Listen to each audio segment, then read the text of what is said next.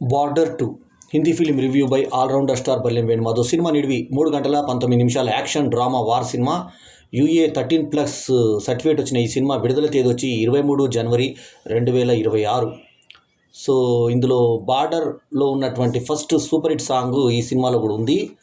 संदेशे आते हैं हमें तड़पाते हैं जो चिट्ठी आती है हमें तड़पाती है तो घर कब आओगे तो घर कब आओगे तो घर कब आओगे संदेशे आते हैं हमें तड़पाते हैं. During the events of the 1971 Indo-Pak was a war, a new generation of young Indian warriors was getting ready to defend the nation from an even bigger threat to the Indian motherland. ఇది ఈ cinema గురించి వాక్యం. సన్నీ డియాల్ ఇందులో lieutenant colonel Fateh Singh కలర్గా నటించాడు. అతని కొడుకు ఇంకో సింగ్ తనకి యుద్ధంలో పోవాలనుందంటే తల్లి వద్దంటుంది, అంటే ఈయన భార్య వద్దంటుంది. అయినా సరే వెళ్తాడు, అక్కడ షహీద్ అయిపోతాడు. అంటే త్యాగంతో ఆయన అక్కడ వీరమరణం పొందుతాడు. So Diljit Dosanjh flying officer Nirmal Jit సింగ్గా నటించినటువంటి సినిమాలో వరుణ్ ధావన్ మేజర్ హోషియార్ సింగ్గా నటించాడు. ఇతను చూడడానికి కొంచెం పవన్ కళ్యాణ్ లాగా కనిపించాడు. ఆహన్ శెట్టి లెఫ్టినెంట్ కమాండర్గా నటించిన ఈ సినిమాలో మేధా రాణా ధనోదేవిగా, తర్వాత సోనం బజ్వా ఇందులో మంజిత్ సేఖాన్గా, తర్వాత మోనా సింగ్ ఇందులో ఒక ఇంపార్టెంట్ రోల్ని, అన్యా సింగ్ ఇంకొక ఇంపార్టెంట్ రోల్ని పోషించారు. ఇక అనురాగ్ సింగ్ డైరెక్టర్ అయినటువంటి సినిమాకి జేపీ దత్తా రైటరు ప్రొడ్యూసర్ కాగా, ఇంకొక ప్రొడ్యూసర్ వచ్చేసి భూషణ్ కుమార్, మరో ప్రొడ్యూసర్ వచ్చేసి కిషన్ కుమార్, ఇంకో ప్రొడ్యూసర్ వచ్చి నిధి దత్తా, మ్యూజిషియన్ వచ్చి Anu Malik, Sonu Nigam singer, Javed Akhtar lyric writer, Mithoon Sharma ఇంకొక లిరిక్ రైటర్, మనోజ్ ముంతాన్షీర్ ఇంకో లిరిక్ రైటర్. పాటలు సెకండ్ హాఫ్లో ఉండేటువంటి 2 పాటలు కూడా ఆకట్టుకుంటాయి. లాస్ట్ ఎండింగ్లో కూడా ఒక పాట ఉంది. తర్వాత ఈ వార్ నేపథ్యంలో ఎవరైతే షహీద్ అయ్యారో, వాళ్ళు ఎవరైతే కథలో ఇందులో షహీద్ అయ్యారని చూపించారో వాళ్ళందరినీ మళ్ళీ లాస్ట్లో అతను కొడుకుని అలా తలుచుకొని సన్నీ డియాల్ చూస్తుంటే వాళ్ళందరూ వచ్చి నిలబడ్డట్టుగా ఉండే షాట్ చాలా బాగుంటుంది. అట్లాగే ఈ ముగ్గురు వీరులకి 3 ప్రేమ కథలు జోడించి వాళ్ళ నేపథ్యాల్లో చెప్పారు. ఒకళ్ళేమో చిన్నప్పుడు బాల్య వివాహం చేసుకున్న అతను, ఇంకొక అతనేమో ఇతని పెళ్ళే కాదు కదా, ఇతను ఎవరైతే టచ్ చేసి వెళ్తాడో వాళ్ళందరూ పెళ్ళి అవుతారు, వాళ్ళ సంబంధాలు చూసిన వాళ్ళందరూ అంటూ అని తెలుగులో ఉన్నటువంటి ఒక కామెడీ సినిమాకి సంబంధించినటువంటి బిట్ని అక్కడ తీసుకునడం జరిగింది. తర్వాత ఇదే సంవత్సరం రిలీజ్ అయిన మరో 2 సినిమాలు, ఇది బార్డర్కి సెకండ్ పార్ట్గా వచ్చింది, కానీ ఇదే సంవత్సరం రిలీజ్ అయిన 2 వార్ నేపథ్యంలో వచ్చిన సినిమాలు మొన్నే నెల కింద వచ్చినటువంటి ఎక్కిస్ అంటే 21, ఆ తర్వాత అంతకుముందు వచ్చినటువంటి 120 బహదూర్, ఈ 2 సినిమాల్ని మిక్సీలో వేసి తీస్తే బార్డర్ 2 లాగా అనిపించింది నాకైతే. సో ఇందులో అన్నిట్లో కూడా 2 కామన్గా ఉండడం ఒక ప్లస్ పాయింట్. ఎందుకంటే ఇది బార్డర్ 2 సినిమాలో 2 ఉంది కదా, 120 బహదూర్, మళ్ళీ ఎక్కిస్ అంటే 21. సో 3ట్లో కూడా 2 ఉండడం ఇంకొక కాకతాళీయమైనటువంటి ఒక చర్య కనబడింది మనకి. ఇది ఒక రిసింబ్లెన్స్. ఇక కథలోకి వస్తే మనకు కథ వార్ నేపథ్యంలో ఉన్నప్పుడు ముగ్గురు వీరులు ఏ రకంగా తమ పెళ్లి సంబంధాలు ముందు కుదుర్చుకుంటారు.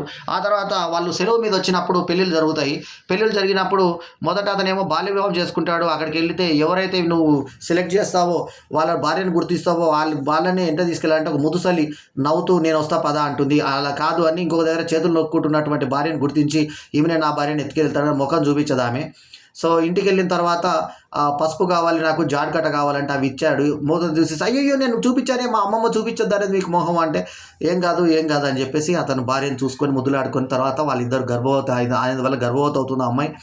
ఆ తర్వాత ఉయ్యాల కట్టుకొని ఉంటాడు. ఆ తర్వాత అక్కడ అతను ప్రాణం వదిలినప్పుడు ఆ సంఘటనలు గుర్తుకు రావడం చాలా మనకి కర్ణరసాత్మకంగా చూపించారు ఆ ప్రేమ కథని. ఆ తర్వాత ఇంకొక అతనేమో పెళ్లి సంబంధాన్ని చూడమంటే చూడడానికి వెళ్ళడంటే ఆ అమ్మాయి నేను రిజెక్ట్ చేసిందంటే నన్ను చూడకుండా ఎట్లా రిజెక్ట్ చేస్తారని కోపంతో వాళ్ళ ఇంటికి వెళ్తాడు. ఆమెనే తలుపు తీస్తుంది, కూర్చోబెడుతుంది. తల్లి వచ్చి బిస్కెట్లు ఇవ్వమని అంటుంది. ఒకరినొకరు ఫోటో చూసుకున్నా చూడకుండా ఎట్లా రిజెక్ట్ చేసావు, నేను ఎప్పుడు రిజెక్ట్ చేశాను అన్నప్పుడు ఇది మా ఇంటి వాళ్ళు చేసిన ట్రిక్ అని చెప్పేసి వాళ్ళిద్దరు కలుసుకునేది 2వ నేపథ్యం.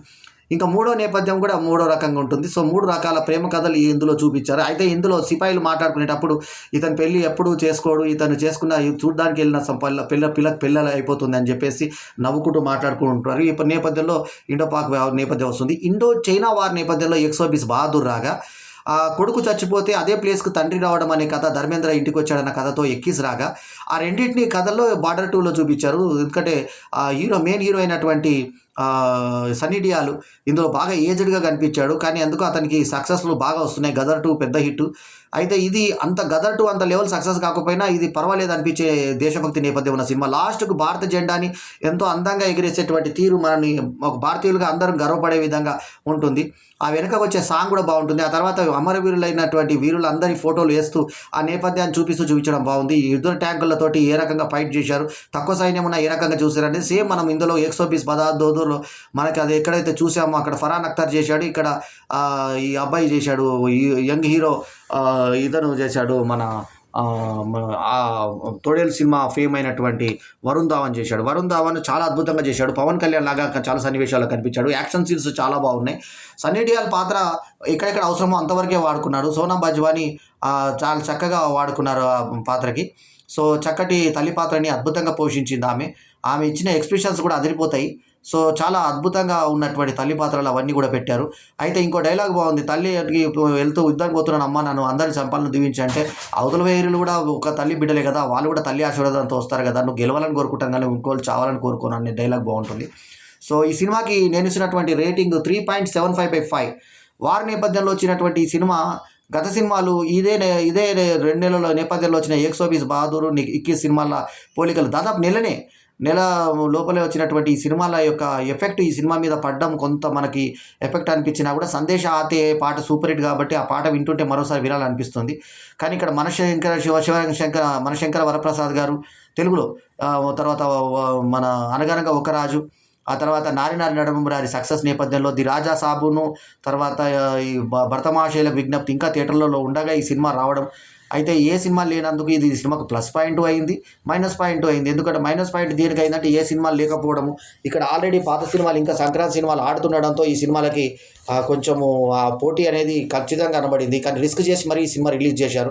యుద్ధ నేపథ్యంలో వచ్చిన ఈ సినిమా ప్యాట్రైటిజం ఇష్టం ఉన్నటువంటి దేశభక్తి ఉన్నటువంటి ప్రతి ఒక్కరు కూడా మెచ్చుకునే విధంగానే తయారైంది. ఆ లొకేషన్స్ అవి బాగున్నాయి. సో పాకిస్తాన్ దాంట్లోకి చిన్నపిల్లలు ఆడుతుంటే ఇది దేశం కాదు, మన శత్రు దేశం పిల్లలైనా కూడా ఇతను దుంకేసి వరుణ్ ధావన్ దుంకేసి కాపాడటానికి ట్రై చేసినప్పుడు ఇతను పేలిపోయేటువంటి పరిస్థితి, పక్కకు వచ్చి దుంకేస్తాడు. తర్వాత సన్నీ డియాల్ ఎవరైతే వీళ్ళకు సిగ్నల్ ఇస్తారో, పైనుంచి ఎయిర్ మార్షల్స్కి సిగ్నల్ ఇస్తారో అతని దగ్గరికి వెళ్ళి చంపడానికి వెళ్ళినప్పుడు వెళ్తా ఇతను ఒక బాంబు తీసుకొచ్చి ఒక అవతల శత్రు జీప్లో వేస్తాడు. ఆ శత్రువులు జీప్లో బాంబు పడిందని దుంకిపోతే అందులోంచి రాడ్ తీయడు, దబుక్కున దిగి ఆ రాడ్ తీసేసి వాళ్ళ మీద వేసేసే సన్నివేశం అద్భుతంగా ఉంది. అట్లా కొన్ని సన్నివేశాల కూర్పు చాలా బాగుంది. ముఖ్యంగా లవ్ సన్నివేశాలని చాలా హృదయంగా తీశారు. అట్లాగే క్లైమాక్స్ సన్నివేశాల్లో కూడా చాలా చమ్మకులు ఉన్నాయి. సో ఒక దగ్గర సేమ్ ఎక్కడికైతే గుండు వస్తుందో ఆ గుండులోకే ఇతను ఆ మందు గుండును ఇసిరేయడము, ఆ తర్వాత చిన్న హ్యాండ్ గన్లతోటి వీళ్ళు పేల్చుకోవడము, ఆ తర్వాత ఇతనికి ఎంత గాయాలైనా కూడా లాస్ట్ వరకు పోరాటం సలపకుండా ఈ అందరూ యుద్ధం చేయడం, తో సన్నీ డియాల్ని చంపేశారని అక్రమ్ సింగ్ అనే అతను ఇతనికి వార్నింగ్ ఇవ్వడం, ఈ పైలట్లు ఏదైతే యుద్ధ పైలట్లు ఉంటారో వాళ్ళు నీ దేశానికి ఖాళీగా వెళ్తే నీకు ఒకవేళ మెడల్ వస్తుంది కానీ నీకు సంతోషం ఉంటుందా అని వెనక్కి రప్పించుకొని మరి ఇతను ప్రాణం కోల్పోయి మరి అతను చంపేయడము. సో ఒక దగ్గర ఆ ట్యాంకులు అన్నీ పేలేటువంటి ట్యాంకులు ఉన్న దగ్గర ఇతను అక్కడ వెళ్ళి దాని మీద పడి పేలేటువంటి ప్రయత్నం చేయడము, ఇలాంటివన్నీ కూడా యుద్ధంలో ఎంత కష్టపడతారు సైనికులు, దేశభక్తి కోసం వాళ్ళు ఏ రకంగా అహర్నిశలు శ్రమిస్తారు. ఆఖరికి పెళ్లి పుట్టిన టైంలో రేడియోలో చెప్పినటువంటి న్యూస్ బట్టి లీవ్స్ అన్ని క్యాన్సిల్ అయ్యి గబగబా వెళ్ళిపోవడము, అవన్నీ కూడా మనకు చాలా కళ్ళ కట్టినట్టుగా దర్శకుడు చూపించే ప్రయత్నం చేశాడు. సో దర్శకుడి ప్రయత్నాన్ని మనం మెచ్చుకోకుండా ఉండలేము.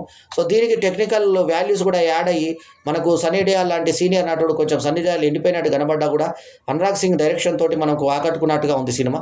సన్నీ డియాల్ సెకండ్ ఇన్నింగ్స్ ఒక తమ్ముడేమో విలన్గా, బాబీ డియాల్ విజృంభిస్తున్న టైంలో ఇతను హీరోగా, ఇంకో దాంట్లో ఇప్పుడు హనుమంతునిగా కూడా నటిస్తున్నాడు రామాయణంలో. సో అటువంటి నేపథ్యంలో సన్నీ డియాల్ కెరీర్ బాగా గాడిన పడ్డట్టే కనబడుతుంది. సో ఈ సినిమా కూడా చాలా భారీ ఎత్తున ఓపెనింగ్స్ వచ్చాయి. ఈ సినిమాకు మొదటి రోజు 12.5 కోట్లు విశ్వవ్యాప్తంగా రావడం జరిగింది. సో ఓవరాల్గా ఈ సినిమా ఓపెనింగ్స్ తోటే సేఫ్ అయ్యేటువంటి పరిస్థితి కనబడుతుంది. సో ఇదే ఫామ్ కనుక కొనసాగితే అట్లీస్ట్ నష్టాలు లేకుండా బయటపడేటువంటి పరిస్థితి బార్డర్ 2కు ఉంటుంది. సన్నీ డియాల్కి ప్రస్తుతం ఉన్న ఫామ్ చూస్తే మాత్రం ఖచ్చితంగా ఇది కూడా 100 కోట్ల క్లబ్లోకి చేరేటువంటి సినిమాగానే కనబడుతుంది. సో ఏమైనా వాటి సంగీతం బాగుండి, నేపథ్య సంగీతం బాగుండి, చేసిన సన్నివేశాలన్నీ 3 గంటల 19 నిమిషాలు నిడివైనా కూడా ఎక్కడ బోరు కొట్టకుండా సాగిపోయేటువంటి కథనాలు బాగుంటాయి. స్టార్టింగ్లో ఈ ముగ్గురిని చూపిస్తూ ఇంటర్వెల్ ముగ్గురు మీదే ఆ ముగ్గురు వీరుల మీద ఇంటర్వ్యూలు చేస్తూ మళ్ళీ ఆ నాలుగో వీరుని కూడా ఈ సన్నీ డియోల్ని కలిపి నలుగురిని చూపిస్తూ ఇంటర్వ్యూలు చేసి మధ్యాంతరం వేయడము. ఆ తర్వాత ఎండింగ్లో అంతా షహీద్ అయినటువంటి ఆ పాత నిజమైనటువంటి దేశభక్తి వీరులందరినీ చూపిస్తూ మన